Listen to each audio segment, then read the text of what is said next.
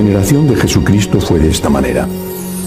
María, su madre, estaba desposada con José y antes de vivir juntos, resultó que ella esperaba un hijo por obra del Espíritu Santo. José, su esposo, como era justo y no quería difamarla, decidió repudiarla en privado. Pero apenas había tomado esta resolución, se le apareció en sueños un ángel del Señor que le dijo: José, hijo de David, no temas acoger a María, tu mujer, porque la criatura que hay en ella viene del Espíritu Santo. Dará a luz un hijo, y tú le pondrás por nombre Jesús, porque él salvará a su pueblo de los pecados. Todo esto sucedió para que se cumpliese lo que había dicho el Señor por medio del profeta. Mirad, la Virgen concebirá y dará a luz un hijo y le pondrán por nombre Emmanuel, que significa Dios con nosotros. Cuando José se despertó, hizo lo que le había mandado el ángel del Señor y acogió a su mujer. Palabra del Señor. Gloria a ti, Señor Jesús. Estamos ya muy cerca de la Navidad y tradicionalmente el cuarto domingo de Adviento, que hoy estamos celebrando en una semana de Adviento muy corta, bueno, pues siempre está dedicado este domingo a la Virgen María. Y por eso el texto que acabo de leer habla precisamente de cómo fue el encuentro entre San José y la Virgen cuando él se enteró de que ella estaba embarazada y él sabía perfectamente que no era su hijo. Cuando se estudia y se reflexiona sobre el Concilio Vaticano II y el posconcilio, quizá el tema más importante para la Iglesia en estos últimos 50, 60 años, se habla mucho de la interpretación del Concilio Vaticano II en hermenéutica de continuidad con la palabra de Dios y con la tradición. O otros dicen que tiene que ser leído el concilio en lo que se llamó el espíritu del concilio, y era una hermenéutica de ruptura. O sea, con el concilio empieza de alguna manera una nueva iglesia. Bien, Juan Pablo II, Benedicto XVI optaron claramente, explícitamente por la hermenéutica de continuidad, como debe de ser. Pero una cosa que no se tiene en cuenta, o quizá no se tiene en cuenta lo suficiente, y posiblemente por unos y por otros, es que en el concilio uno de los temas de debate fue la figura de la Virgen María. No quedó relegada, pero había un sector, entre ellos obispos españoles y latinoamericanos, había un sector que quería un documento específico para la Virgen, que consideraba que tenía la suficiente importancia. La mayoría de los padres conciliares decidieron integrar la reflexión sobre la Virgen dentro del esquema general sobre la Iglesia, a la cual, por supuesto, la Virgen María pertenece, cosa que nadie puso en duda, evidentemente, nunca. Lo que sí que ocurrió después del concilio, no digo que a causa del concilio, pero sí después del concilio, en muchos sitios, fue un abandono de la piedad popular referida a la Virgen María. Muchas parroquias, hablo de lo que conozco de España, dejaron de rezar el rosario antes de la misa o durante el día, quitaron las imágenes, tengo alguna experiencia directa de eso, quitaron las imágenes de la Virgen de las iglesias. Afortunadamente el pueblo de Dios no hizo demasiado caso a esos curas y siguió queriendo a la Virgen, y ahí están las grandes manifestaciones populares de amor a María en España, por ejemplo, cuando llega la fiesta de la Virgen del Pilar en Zaragoza, o la Virgen de los Desamparados en Valencia, o en Sevilla las dos Macarenas, o en el Rocío la Virgen que allí se venera. Pero sí que por parte de la inteligencia de la Iglesia, repito, de un sector de ella, hubo un cierto desprecio a la Virgen María, un arrinconamiento, poniendo incluso en duda ciertas cosas que están en el Evangelio, quizá porque se perdió la fe. Bueno, por eso me gusta destacar del Evangelio de hoy esta frase del ángel a San José.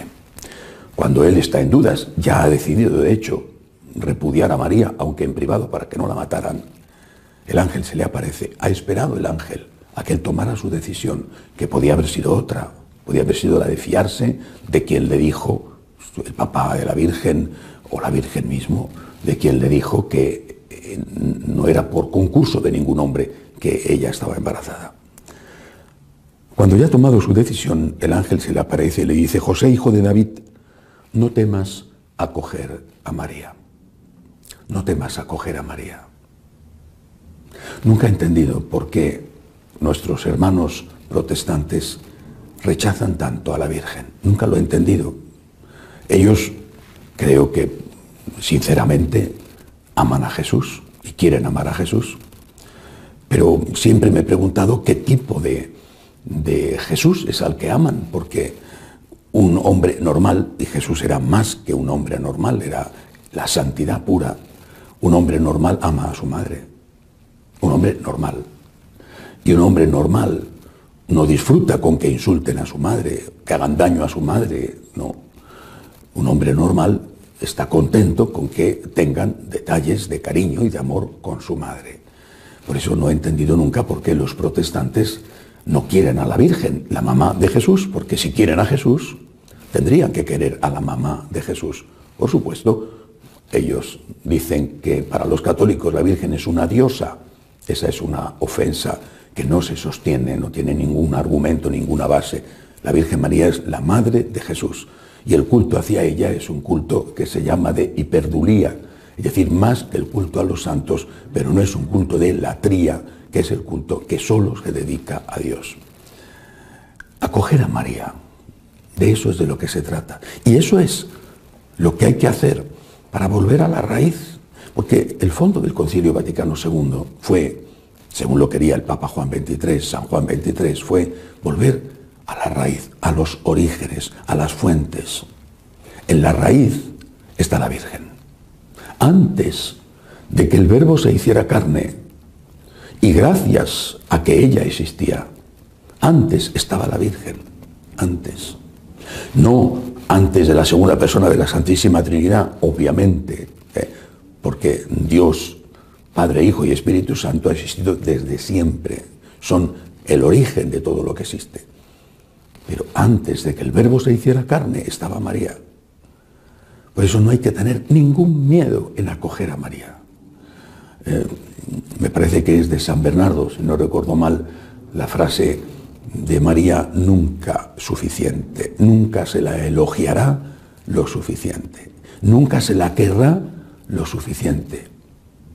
Pero este acoger a María, que es lo que nos pide el Evangelio de hoy, este acoger a María, que tiene que hacer primero con el corazón, acogerla en nuestro corazón, amarla, defenderla. Pero también acoger a María es imitarla, no solamente quererla, rezarla, ir a los santuarios donde se la venera, en las parroquias, que todavía son muchas, donde hay alguna imagen de ella. No solamente eso, eso es muy importante, incluso lo primero, porque lo primero es el corazón. Acoger a María, queriendo a María, pero también imitando a María. Imitando a María con la unidad. Porque con la unidad, como Jesús dijo, donde dos o más están unidos en mi nombre, yo estoy en medio de ellos, con la unidad la imitamos en su maternidad divina. Imitar a María también cuidando de Jesús, y cuidando de Jesús presente en los que sufren, en los pobres, en los emigrantes, en los refugiados, en los que no tienen trabajo, en los enfermos, en los ancianos, en los niños que no pueden nacer porque sus padres los van a matar en el vientre de su mamá. Imitar a María cuidando de todo aquel que sufre, en la medida de nuestras posibilidades, no más allá, pero en esa medida. Imitar a María, que educó a Jesús, y qué magnífica educadora fue. Y por eso evangelizando. Evangelizando ante todo y en primer lugar con el testimonio, pero también evangelizando con la palabra, hablando de Cristo, no forzando a nadie a hacerse cristiano. No sé desde cuándo esto no se hace, si es que se hizo. Pero desde luego, como los primeros cristianos, hablar de Cristo sin miedo, valientemente, y dar el propio testimonio de qué es Cristo para nosotros. Imitar a María también cuando nuestra madre, con San José, tuvo que coger al pequeño Jesús, al bebé, y huir a toda prisa, en medio de la noche, camino de lo desconocido, camino de Egipto, huir para que no mataran al niño. Imitar a María, por lo tanto, defendiendo a Jesús con amor, sin violencia, sin insultos. ¿Qué tipo de iglesia quieren construir los que en nombre de la fe verdadera se dedican a insultar? Ese no es el camino de la Virgen. La defensa de Jesús nunca pasa ni por la violencia verbal ni por la violencia física. Y por último, imitar a María no solo estando al lado de Cristo en la cruz y cuidando de los que sufren, sino aceptando la cruz en nosotros mismos. La cruz de la enfermedad, la cruz de la ancianidad, la cruz de la soledad, la cruz de la incomprensión, la cruz de la calumnia. Imitar a María, que estuvo al pie de la cruz y que hizo suya la cruz, y que haciendo suya la cruz, alivió la cruz de su Hijo. Vuelvo a repetir la frase del ángel a San José. José, hijo de David, no temas acoger a María, tu mujer. Ella lleva a Jesús dentro. No temas acoger a María. Amar a María, rezar el rosario todos los días, ir a los santuarios todo lo que se pueda. Amar a María, pero también imitar a María, porque amar e imitar a María es la mejor forma para sacar a la Iglesia de la situación en que se encuentra. Que así sea.